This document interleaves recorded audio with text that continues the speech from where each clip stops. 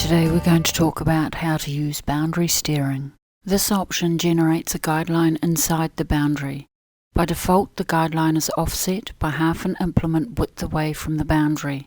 This width can be adjusted using the nudge menu. From the Run screen, touch the spanner icon to access the Setup screen.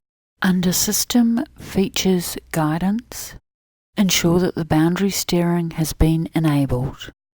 A warning will be displayed regarding the use of boundary steering. Ensure you read and understand all aspects of the warning before proceeding. Touch the Running Man icon to return to the Run screen. Touch the Guidelines menu icon. Change guidance mode by touching the boundary steering icon. A guideline nudge offset has been applied. Details show the nudge offset to be 1 meter. Touch the message to dismiss. Open the nudge menu.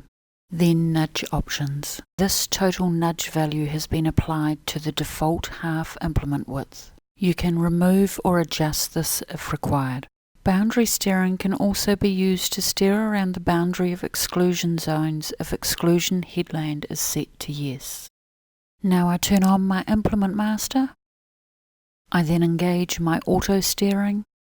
As the vehicle moves towards the centre of the field, more guidelines are created. Guidelines are spaced 1 implement width apart. Ensure the guideline is a sufficient distance away from the boundary to avoid colliding with fences and other objects.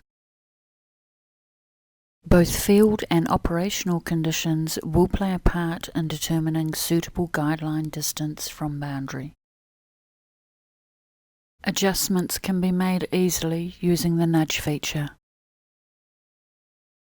Open the nudge menu, then Nudge Options. This reconfirms your current nudge settings. Then simply nudge your guideline accordingly. And tick to close the nudge options.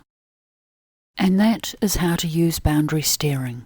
I hope you found this video helpful and have a nice day.